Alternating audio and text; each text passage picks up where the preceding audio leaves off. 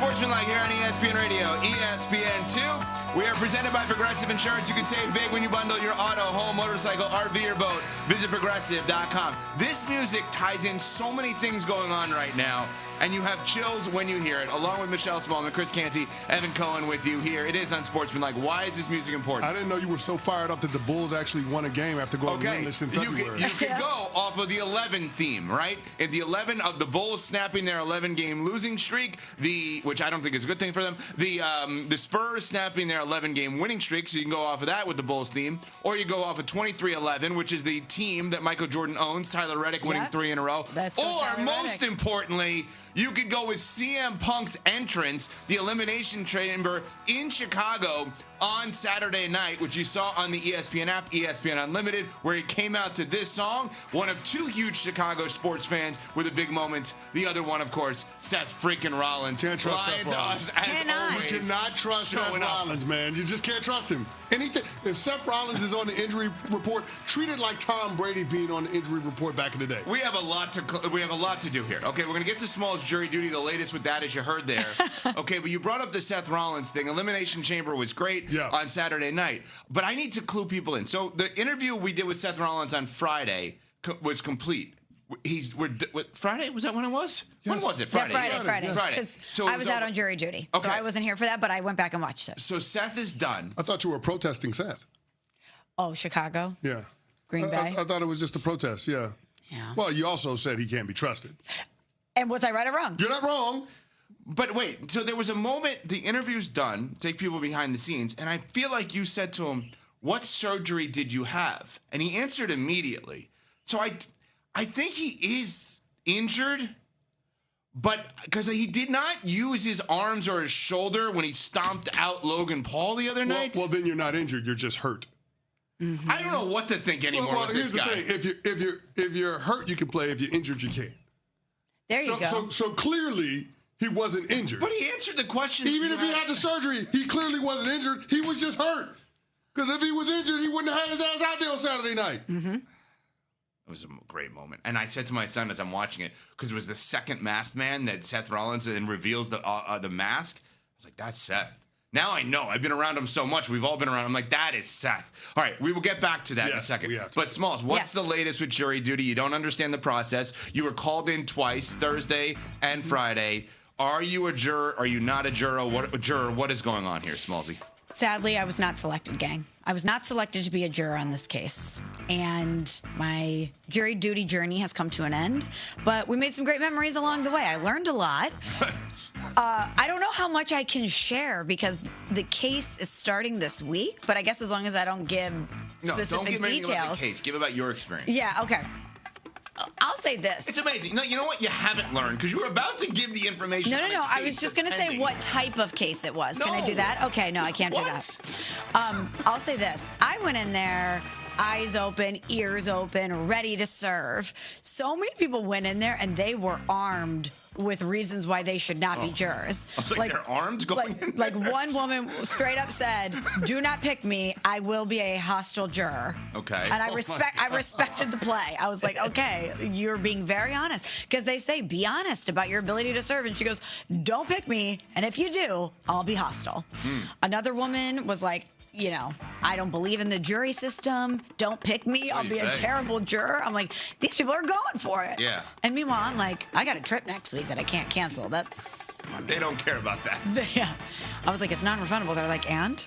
But I did not get selected. I think maybe what we do for work may have contributed to me not being selected. I don't know. Maybe Sportsmanlike for the win. Let's go. Maybe because we talked about it on national radio and TV. They're like, don't think that she'll be a good juror. She's a yapper.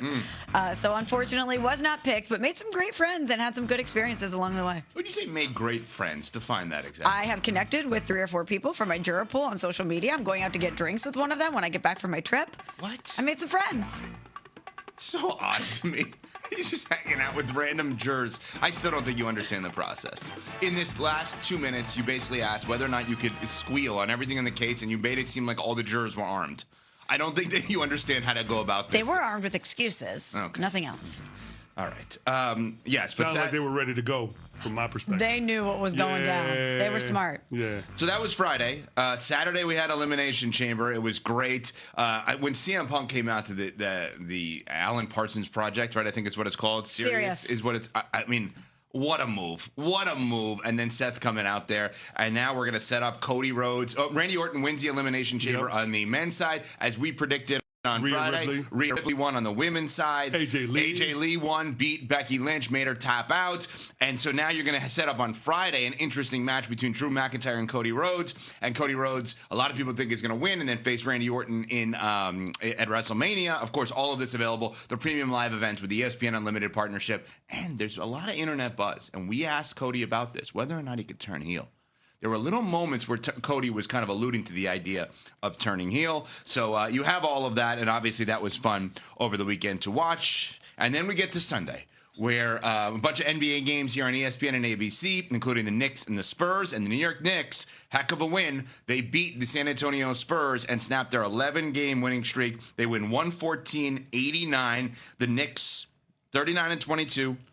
Wemby with 25 points. Mikal Bridges was great in this game with 25. I thought Mohamed Diawara was ironically the key for the Knicks. Gave him great minutes off the bench. He was awesome. Who nobody's ever heard of, and I don't mean to be disrespectful. I mean to actually point out the difference. What was the biggest storyline with the Knicks last year? It was firing Tom Thibodeau, hiring Mike Brown. What was one of the reasons? Well, he doesn't use his bench. Well, in some ways, using your bench in the NBA is dusting off a guy that no one's ever heard of to give you minutes to help you win a game like that with against San Antonio. But the Knicks right now, one of probably 4 or 5 teams in the East that think they can get to the finals, and a game like that gives you hope if you're a Knicks fan. Yeah, it does. And here's the thing. The Knicks know that they can have these types of heights. And let's not forget, they actually beat the San Antonio Spurs in the in-season tournament in the finals in order to hang the banner. But I guess when it comes to this team and whether or not they can be trusted when it matters the most in the postseason, the inconsistency is what gives me cause to pause, and it's mainly what they are on the defensive end of the court. I don't worry about the New York Knicks being able to get buckets. They got plenty of guys that can do that, and Jalen Brunson is always going to find a way to set up the offense. He's going to find his shot. He's going to be able to facilitate the greatness of others on the offensive end. Can this Knicks team consistently get stops? And yesterday they proved that they could. And I was impressed with how they were able to throw Wemby off his game on the offensive end of the court. Mitchell Robinson and Karl Anthony Towns, that tandem, those two bigs, being able to take turns throwing them at Wemby, it seemed to throw him off just enough where Wemby couldn't be that force multiplier for the rest of the guys on his team. And so I came away from that game looking at the Knicks as a team that has zero excuse as to why they can't make a run to the NBA Finals. The only thing that would get in their way is not the talent level, but it's the mentality.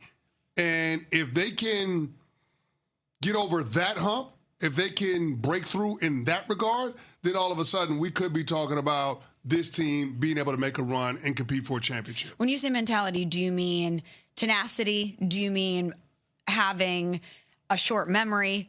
What do you mean when you say mentality is going to get in the way for them? Intensity, physicality, grit. The Knicks don't bring that every single game.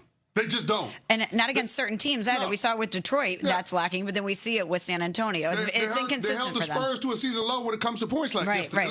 That's a damn good outing for the New York Knicks. Defensively is where it started for them, right? I mean, after they got going, they shut the faucet off in the first quarter. They didn't trail after that. So, I mean, this was a dominant performance by the New York Knicks, and they had that in them, right? I mean, you see the depth that they have, the versatility that they have with some of the pieces, especially on the defensive end of the court. It's just a matter of them putting it together. Mikal Bridges is an outstanding defender. OG Anunoby, outstanding defender. Josh Hart has got a ton of grit. Alvarado off the bench, outstanding defender. They've got guys that can play defense. Mitchell Robinson, a really good big when it comes to defending and being a rim protector. They've got the requisite pieces. Right. It's just a matter of whether or not they can put it together consistently. And can you trust them once we get to the tournament in the games where it matters the most? Because all of the playoff games are going to be tight. And we saw that in the Eastern Conference Finals last year. The games got tight, the Knicks got tight. Sure. And the Indiana Pacers with Tyrese Halliburton didn't. That was the difference. Can we trust the Knicks to get past that? Can we trust them to have more mental toughness than they have displayed in postseasons past with this core of players? That's the only thing that's missing. But as far as what they did yesterday, damn impressive. We already knew that they could beat the Spurs, but doing it again just proves it wasn't a fluke. Now we know talent ain't the issue with the New York Knicks. Yeah. It's just a matter of mindset. And a big reason why the organization decided to pivot off of Tibbs and go toward Mike Brown was because they felt like they needed something different. They felt like from an intangible standpoint, they needed to tweak something. Well, yesterday, you looked at the results and you said, that's more of what we want. That's more of what we're expecting. Now we need to see you do it in the playoffs. That's why I wanted you to expand on that. As a champion yourself, you know what it takes. But when I'm watching this game yesterday with the Knicks and the Spurs, I'm like, okay, that's a data point that's going to give them confidence because they have been inconsistent. And I thought about the fact that as we're getting closer to the playoffs and the landscape of the NBA is taking shape in a significant way, the pressure on the Knicks is going to go through the roof. You fired Tibbs after having the most success than you've had in a quarter century because you need to get to and win an NBA Finals.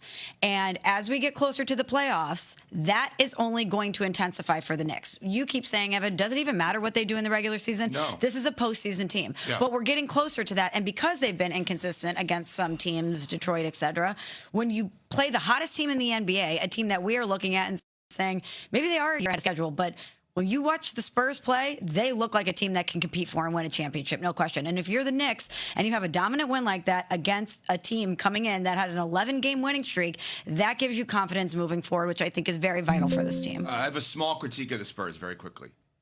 I want to watch a game and feel like they're forcing the ball to Wemby. And I don't watch the game and feel like they're forced. He's that good. He's that unstoppable. He's that dominant. I want to feel a couple of possessions like, he's not that open, but they're throwing him the ball. Like he is at that level for me where, and it's not like you don't have a room to throw him the ball. Just throw it high up. He'll get it. I just want to feel like every time you can get him the ball, you get him the ball. And I don't necessarily feel like that, which means they're playing the right way. But at some point, this separation between him being the best player in the league and everybody else on that team being really good needs to happen. I'm not saying he's the best player in the league. I'm saying he's going to be at some point soon. Well, yeah, I mean, he's in my opinion, the top 3 MVP candidate this year. But here's the thing. Yesterday, Wemby was bad. The turnovers, inexcusable, man. Like, you can't make certain mistakes. Like, you get a defensive rebound, and then you try to force the outlet pass. It ends up being a turnover, and then the Knicks end up scoring off of, an offensive rebound and that following the possession. Those types of things can't happen. Like, Wemby's got to be cleaner in terms of the basketball that he plays when teams decide that they're going to get physical with him. And that's the one thing that's missing from him. He's not a very... He's a tall guy, but he's slight of frame, so right. That's one of the things that he has to adjust to. And maybe this is a part of the maturation for him, the growing pains that he's got to go through. But yesterday, Wemby was not good, and as a result, his team struggled. But I don't want to discredit the New York Knicks because I think that they forced him into making those mistakes. Coming up, the Sports Indefensible now has a Hall of Famer defending it. We will explain what that is after I tell you this about